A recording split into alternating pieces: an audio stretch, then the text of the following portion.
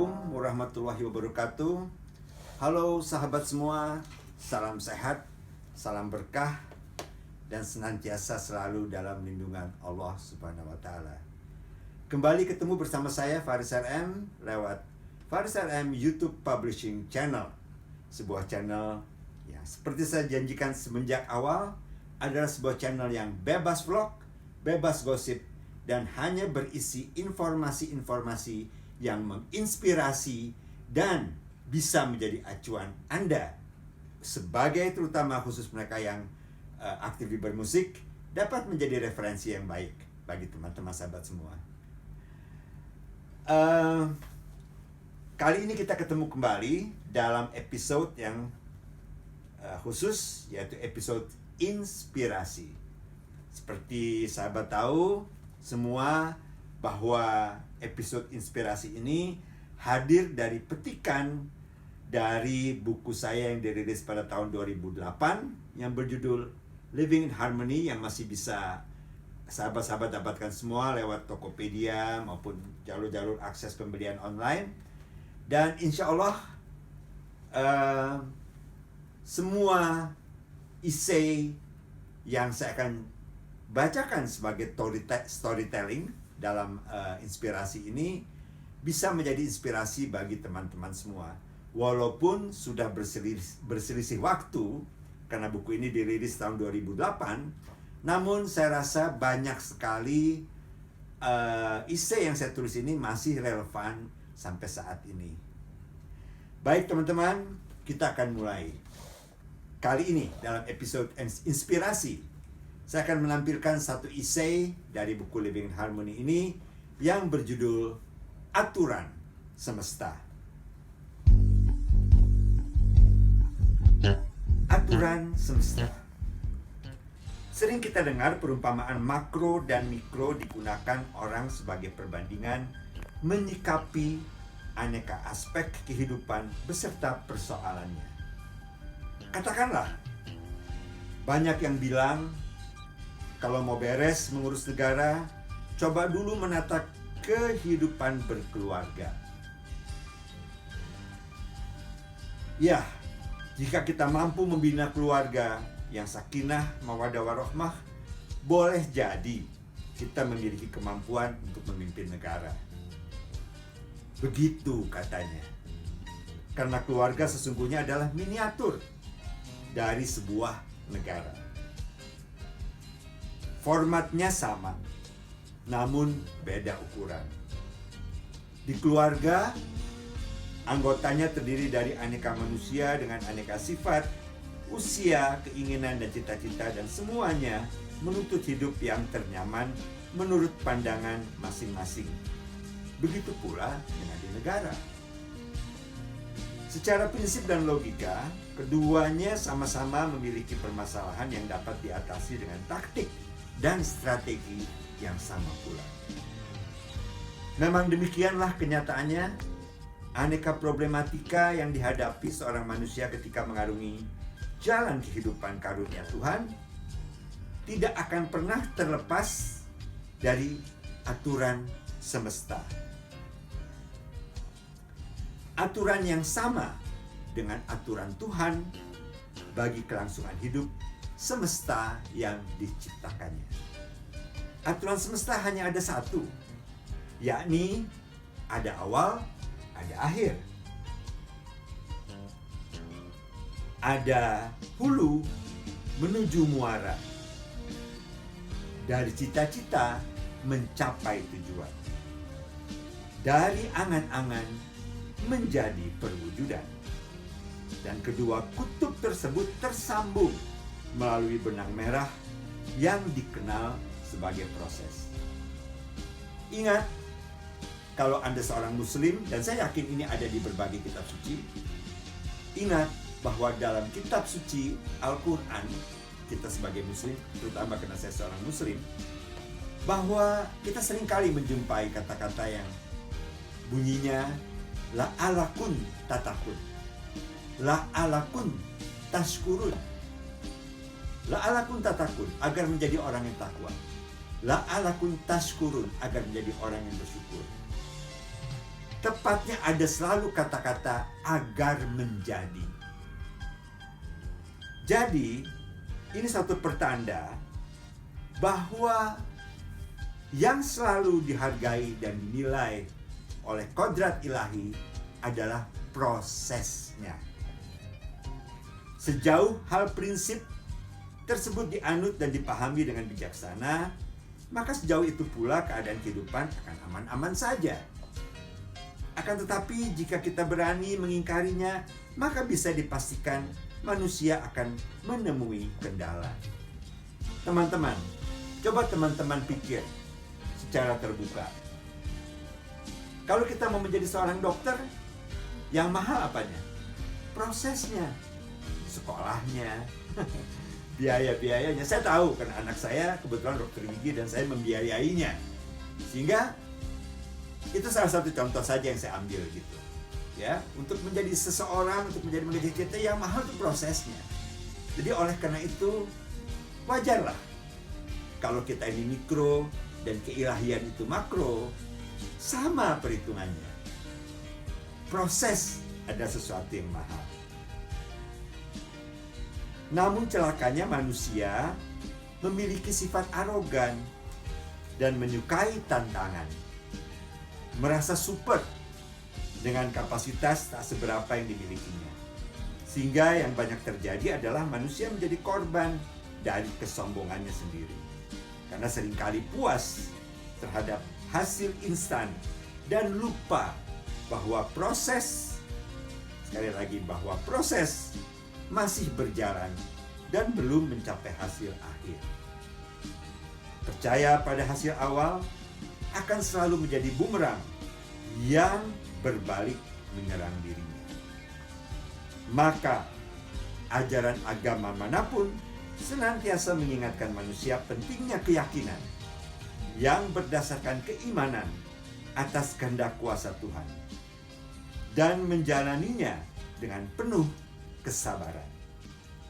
Kepasrahan namun senantiasa berupaya menghargai karunia-Nya, ini akan bermuara pada mawas diri, introspeksi yang kuat, dan akhirnya akan mensyukuri segala nikmat yang diberikan oleh Sang Khalik yang agung.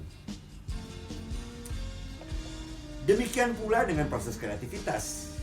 Proses adalah tahapan. Tahapan dalam menuju suatu hasil akhir yang menjadi tujuan kreasi yang diangankan. Dalam menyikapi kreativitas inspirasi, seorang seniman dituntut untuk meyakini bahwa dengan kesabaran dan tidak memaksa, sebuah karya yang merupakan hasil akhir pasti akan terwujud dengan sempurna. Logis saja kan? Logis. Namanya juga keinginan sendiri. Pastinya kita akan berupaya dengan senang hati dan tekun untuk mewujudkannya.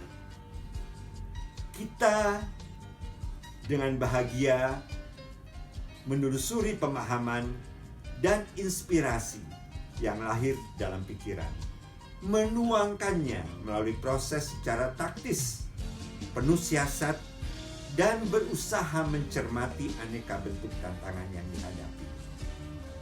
Sebaliknya, kalau kita hanya ingin menghasilkan karya dengan cara segera ingin mencapai hasil akhir tanpa rela berupaya dan memahami sebuah proses, maka yang akan lahir adalah tuntutan dan pemaksaan.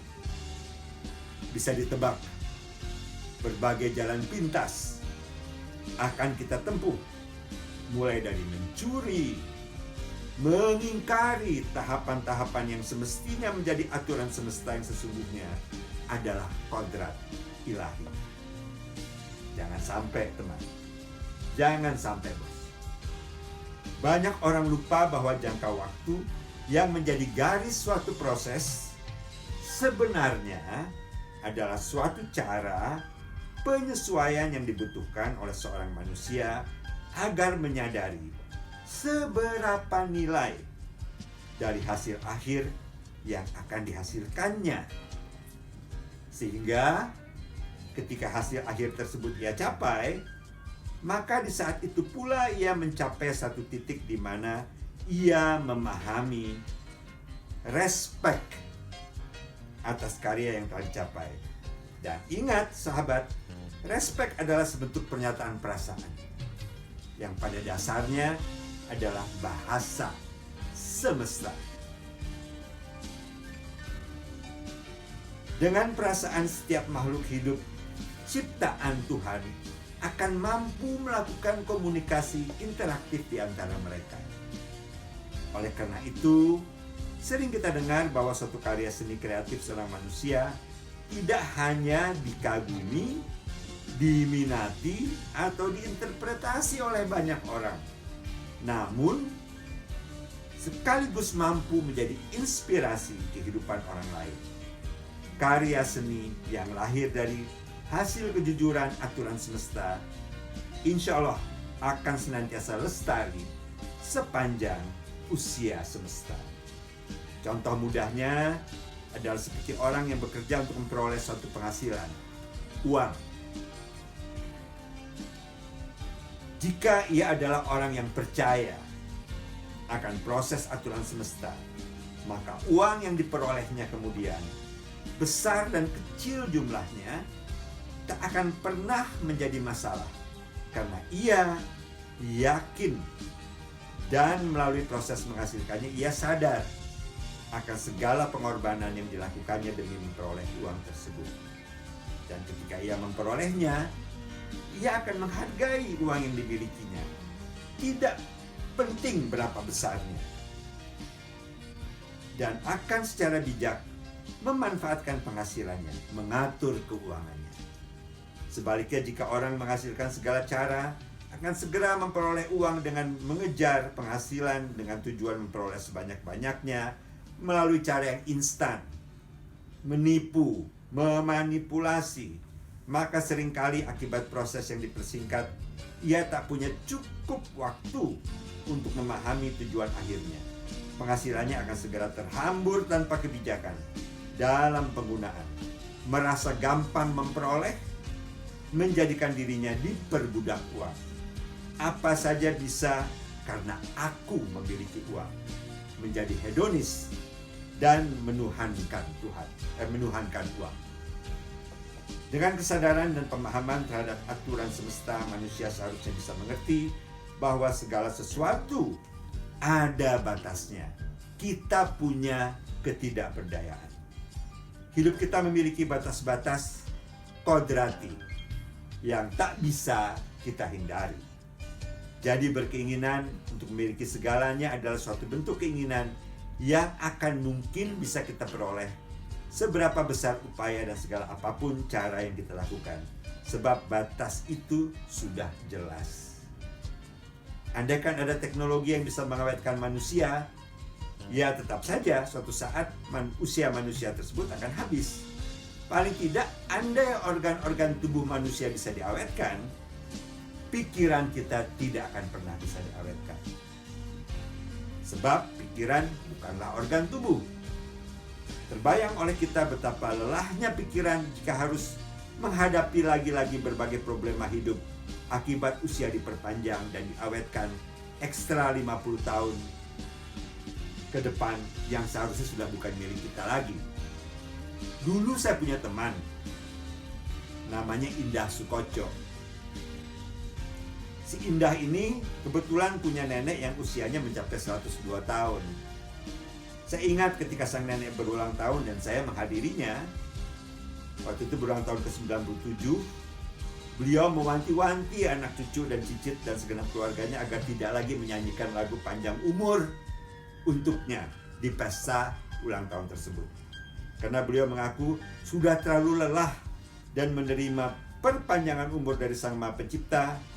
Jadi kalau mau jujur, si nenek lebih senang hati kalau doa yang dipanjatkan ke Ilahi agar ia segera mati. Lagu panjang umurnya mestinya diubah syairnya menjadi pendek umurnya. Jadi jika saja semua manusia memahami aturan semesta serta mampu memahami keterbatasan waktu yang dimilikinya, mestinya manusia akan berlomba-lomba memanfaatkan waktu yang ada. Dan kalau semua manusia memahami keberadaan Tuhan yang paling tahu dan paling berkehendak atas panjang usia seorang manusia, dan iman akan ada di hidup kekal, surga dan neraka, pastinya semua manusia akan memanfaatkan kehidupan fana saat ini untuk berbuat positif yang lebih banyak dan sebanyak-banyak. Tetapi itu sama juga dengan mem-PHK-kan malaikat kiri dong.